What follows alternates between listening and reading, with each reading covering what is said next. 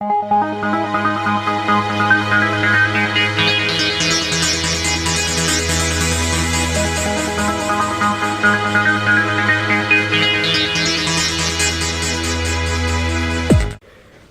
welcome back everyone to another Tech Zone tutorial. In this video I shall bring the complete guide to dual booting Windows XP on your Windows 7 netbook.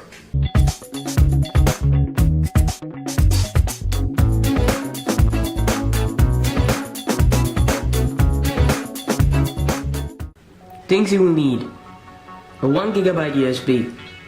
In this case I shall use an Immersion 8GB USB. The netbook, of course. In this case I shall use a Samsung N150. You'll also need 10GB of hard drive space. Note, here's an important fact. Make sure that there are Windows XP compatible drivers for your netbook, otherwise it's just going to be hopeless. If you want to know if the netbook is compatible with Windows XP as well, check over to the official website and check. In this case, they have Windows XP drivers available for my netbook. A backed up copy of Windows XP, and finally a program called WinSetup from USB in order to copy the Windows XP files into your USB. Step 1. Make a backup of your CD. Make sure that you have a copy of Windows XP. Like you can see, I have Windows XP Professional Service Pack 3. You're going to copy all of the files from the ISO and you're going to store it in a folder. So basically your Windows setup is going to be inside a folder. Step 2. Partitioning. Partitioning your hard disk is also important. What do you expect? Where are you going to install Windows XP? In order to do that, right click on my computer and click on manage. The computer management should load up any minute.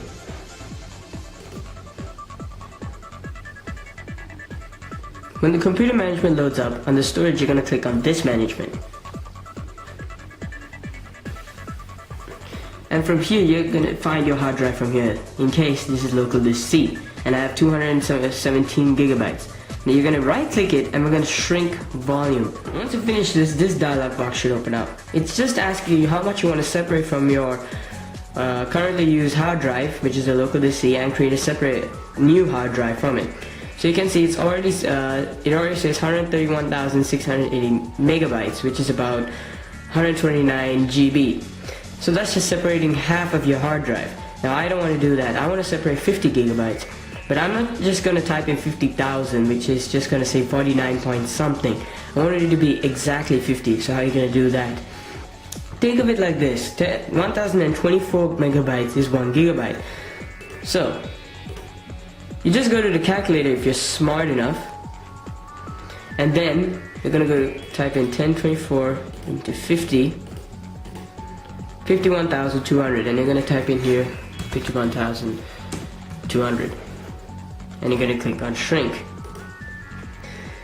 What it should do now is that this should remove 50 gigabytes and create a new unallocated space where you can create a new hard drive from it so that you can install Windows XP in it. Once it separates, you're going to get 50 gigabytes of unallocated space. Now we're just going to leave it like that. We don't have to format it right now. We can just format it in the Windows XP setup. Step 3. Copy the Windows setup to your USB. Now that your USB is plugged in, we're going to open up WinSetup from USB. We're going to click on Run.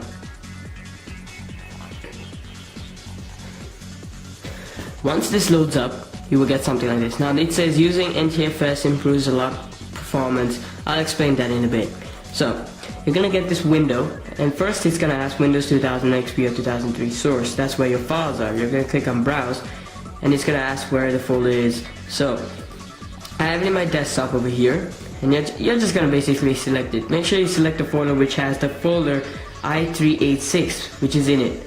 So select that folder, not i386, the folder where all the Windows setup is, which is right there. And then USB disk selection, which you can see I've already selected it. Now you will need to format your USB disk. So in order to do that, there's this button here called RM Prep USB. So let's click that. And file system, NTFS. Now why NTFS instead of FAT32? NTFS has a lot more performance, and well, what I mean is that Windows setup is a lot faster than FAT32. If you were to format the USB and load the Windows setup from it in FAT32 format, it's going to take about, well, it took me about 4 hours to load up the Windows setup. Whereas NTFS, it takes about less than a minute. So that's why you're gonna put it as NTFS, very important. And format options, you're gonna select on quick format. Click on start and click yes. And it should start formatting, it should finish in a bit. Okay, and once this is done, you should get a message saying some information about your USB drive. Click OK and click close.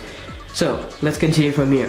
Leave everything as it is now that you have already selected the Windows XP destination. The USB disk has also been selected. And once you're ready to go, you're going to click on go. And now what it's going to do is going to start the process of copying the files to your USB and also add a bootloader to your USB. So this process should take about 14 minutes. Yes, it takes that long to copy the file. So once this is done, I'll get back. Alright, so after about 20 minutes later, it's almost done. You can see the total amount of files is almost matched up, which means there are a few files left to go, and now it's finished. So now it's just finalizing this, and then we shall continue. One final important note though, make sure you download the drivers for your Windows XP partition now, because when you install Windows XP, you will need anyway the Wi-Fi drivers or LAN drivers in order to use the internet. So make sure you download all the Windows XP drivers now, okay? And when you do that, now you can see it's already done. It says keep the USB plugged in and all that. Let me just show you what I mean, okay? So, once you're done with this, let's close this. And now you're finished with step 3 and copying all the files to USB. So now you're ready to install Windows XP. So again, like I said earlier, download the Windows XP drivers now in order to use the internet Windows XP, and there are some further files you need to download for the upcoming steps. Step 4, booting the Windows setup. So now at this point you will need to boot from your USB. So what I'm going to do now is basically, let me just emergency shut down this, just to make life easier. Now you're going to turn it on, and you're going to enter the boot menu. I don't know why my camera's shaking. You may need to press F2 or something to enter the boot menu, okay? So it's just going to stay like that. And now you're going to head over to the boot section, boot device priority. And over here you see Immersion Nano Pro, which is my USB. You're going to put that to first, so that it boots from the USB first. So do it like that. So my USB comes first and my hard drive comes second. So exit this.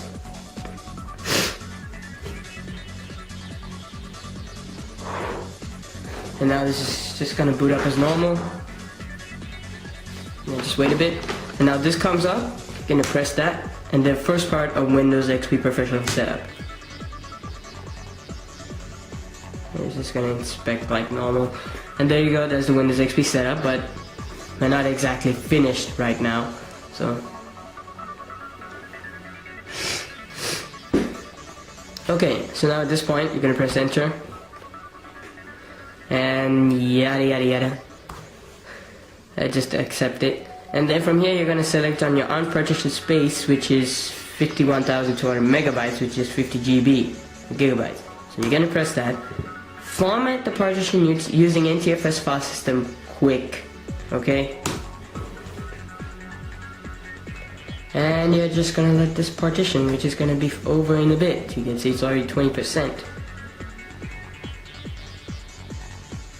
And now what it's gonna do is that it's gonna copy the files to the hard drive, the Windows setup files to the hard drive.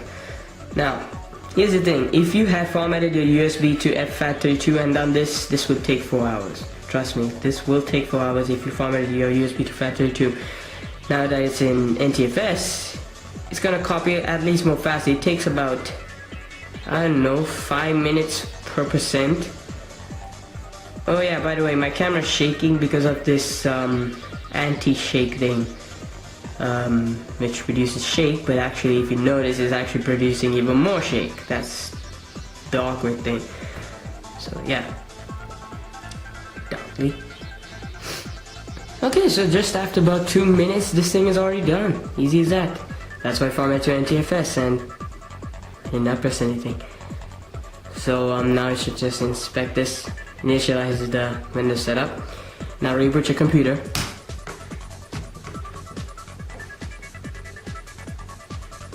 At this point, you're gonna change it back to the hard drive. So let's press that, boot, and let's put this on first. Now we have a bigger problem next up. So where's Windows 7? It's gone. No, it's not gone. It's just erased, and you can see. Okay, here's the thing I have to explain right now. You saw 3 Windows XP entries, right? Well, because I have installed Windows XP 3 times on this netbook, so that's why it's showing 3 entries. But usually the last one is the real Windows XP 1, but it doesn't show Windows 7. Now we're gonna fix that later on. Okay, so don't worry about this. Step 5: installing Windows XP. Now, like I told you earlier, nothing to worry about. So let's just boot again.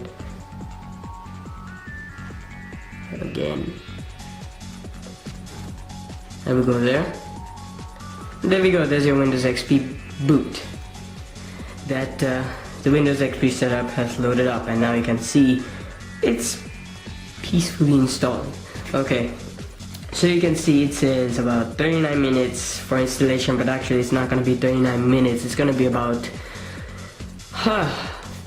15 minutes, let's say. So while it's installing, you will get this information of the brand new features Windows XP has to offer, and like new look and internet and multimedia and all that. So just go through it to have a piece of history, and then once this is done, I'll show you what to do. By the way, you're gonna go through some information filling, such as you'll need to fill up the date, you will need to enter the serial key, you will need to enter some information, your password, everything. So you will need to basically type some of your information in here during the installation. So keep in mind of that, and also you can check out the bar to see what is installed right now. So just making a point. Okay, so now we just finished, and it's just restarting right now. So like I said, boot from there again. Don't worry, we'll get back the Windows 7 bootloader to add the 2 entries, Windows 7 and Windows XP. Don't worry about it, we'll fix that. Sorry about that, the vacuum cleaner is, making a lot of noise, so had to close the door. But just ignore that. And even my wireless mouse is working already. So that's a good thing. So it should say to improve the appearance and blah blah blah. Just click OK. It should just increase the resolution. Just click OK on that. And any minute now it should load up the welcome screen. And then we have a couple of more steps to do. So you still need your USB anyway. So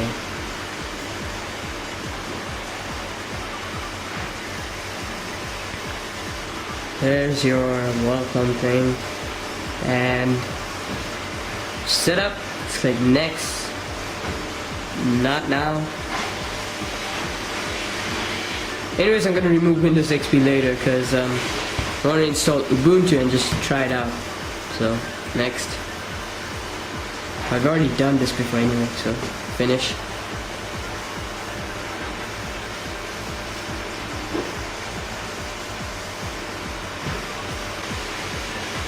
Should load up the start menu as usual. There we go. So now you have successfully installed Windows XP. All you have to do now at this stage is install the drivers and everything you want. And then what you're going to do is this step. Step 6. Restore the Windows 7 bootloader. So now at this point, you need to restore the Windows 7 bootloader. In order to do that, you will need to download the Windows 7 recovery disk from the link in the description provided by EasyBCD. It's not illegal, don't worry. It's just basically the Windows 7 setup without anything in it. The main purpose is to just recover any startup options or anything like that. So Windows is not actually in it. It's about 100 MB only, so just download it. And you can see right here, add the files into a folder right here. And again, load up WinSetup from USB. We're going to use the USB again to boot that up as well. WinSetup from USB. And we're just going to leave Windows 2000 XP source because we're already done. And instead on format USB disk, we're going to format this again to NTFS. So let's just format it. Okay, once this is done, You're gonna click on OK, close. And instead you may go under, you may also add, there is the Windows 7 Vista 7 Setup Recovery ISO. You're gonna enable the checkbox and browse for that folder. So it's in the desktop, so just click that folder, which has everything in it. And USB disk selection, and just leave everything else and click go. It should do the same thing as like you did for the Windows XP thing, except it should take a much shorter time since they're less fast to copy. And once it's done, I'll show you the next step. Okay, once it should finish, you can click on agree, done. And now step 7, recovering the bootloader. So all you need to do now is restart the computer like normal, and you're gonna boot from the USB again. I'm gonna boot. I'm gonna set the USB first again.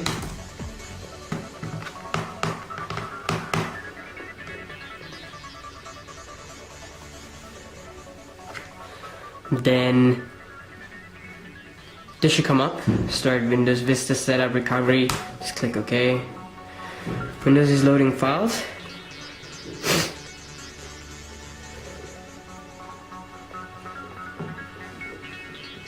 Now it's gonna stop in the middle of the way. I know, every time I go to Windows XP it restarts and go, and when I go back to Windows 7 it restarts and I have to do it again, so it's gonna happen again anyway. So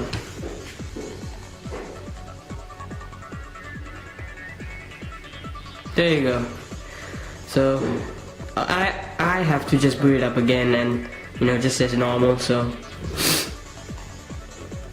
don't worry about that. Just do it again. I mentioned this earlier about the Windows XP. Now you see the cursor. That's funny. The mouse is not working. I'll just use this time. This battery. Okay. So now it's gonna ask which keyboard. Click next. And it's just gonna search for Windows installations, but just ignore this when it's done.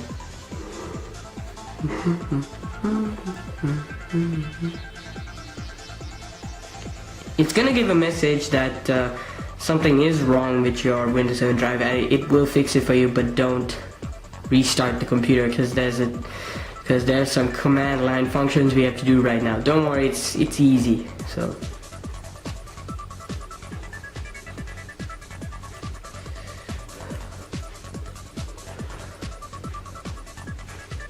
now you may be thinking, how come I can upload videos? Oh, there you go. Windows found problems with your computer started out problems. Don't restart. No. You're gonna select on your Windows 7 hard drive here. You're gonna click next. Command prompt. And over here in command prompt, you're gonna type bootrec for a minute. And you're gonna get all the options here. Fix MBR, that's to fix the master boot record. You're gonna type bootrec fix MBR. Whoops. The operation completed successfully. Next up, fix boot. So bootrec /fix boot. Operation completed successfully. And then bootrec rebuild BSD. You should finish by now, but I'm just going to do this. Rebuild BCD. This may take a while, means not even a minute, so don't worry about it. It should finish in a few seconds. There we go. Don't worry about this. And bootrec /scanOS.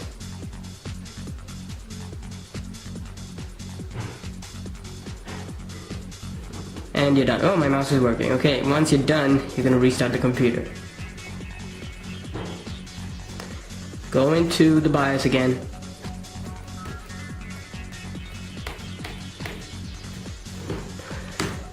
This is a lot to do.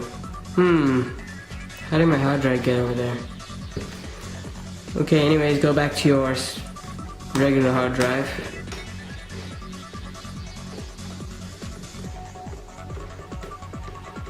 And then what you should notice, there we go. You have Windows 7 and Windows XP, all there. But here's the thing, when you do this, Windows XP doesn't show up for you and Windows 7 should load instead. So we have to fix that. Now unfortunately for me, I already fixed it with this program called EasyBCD. By the way, now you will need to get a program called EasyBCD, which is in the description. You can check down there. You're going to download that. And by the way, now for me it's already fixed because I already did this earlier. But for you guys, it has not done yet. It's not fixed yet because it will just automatically boot out to Windows 7 and you don't get the Windows XP option. So we had to fix that right now. So let me just get to the final step and we shall continue. Step 8, add Windows XP to the bootloader. So now, like I said, you have to download a program called EasyBCD. You can see up there in the title, EasyBCD. Link will be in the description. And you can see I removed Windows XP from the bootloader just to show you guys how to add it. So this is the bootloader. There is Windows 7 and it's linked to drive C. And to add Windows XP to the bootloader, go to Edit Boot menu. You can see when Microsoft Windows 7 is there. And you're going to click on Add New Entry. And under Type, you're going to select Windows NT 2K XP or 2K3. Now it says drive automatically configured, but don't automatically detect the drive because you'll never know what it'll do. So if you don't know which drive is Windows XP in, it's drive D for me. You can see here 50 gigabytes. So it is drive D. And name will be called Windows XP just to show you what it is, it has been added or anything like that. And you're going to click on Add Entry. It should say there Windows XP added to the boot menu. So you can see now the boot menu should have Windows 7 and Windows XP. So I've set Windows 7 as default and it should boot in 30 seconds. Now go to bootloader setup and make sure install the Windows Vista 7 bootloader to the MBR. Click Write MBR. One more time. Then edit boot menu, click Save Settings. I forgot to do that. Click Save Settings as well. Yeah, it's still saving.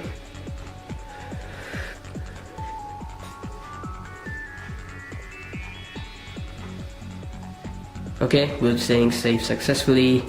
Let me just do this one more time.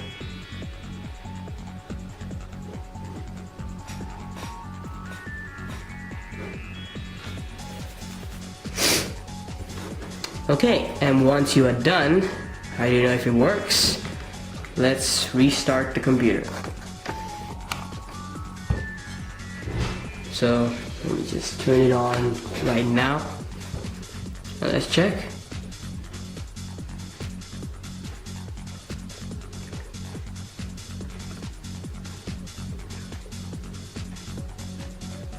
Don't worry, this happens at times. It just hangs up for a bit. There we go, Microsoft Windows 7 and Microsoft Windows XP. I don't know why it's stuck at Microsoft, but don't worry, it works. Microsoft Windows 7, Microsoft Windows XP. Let me go to Windows XP. Yeah, that happens for me all the time. I boot into Windows XP, crashes, and then I have to do it again.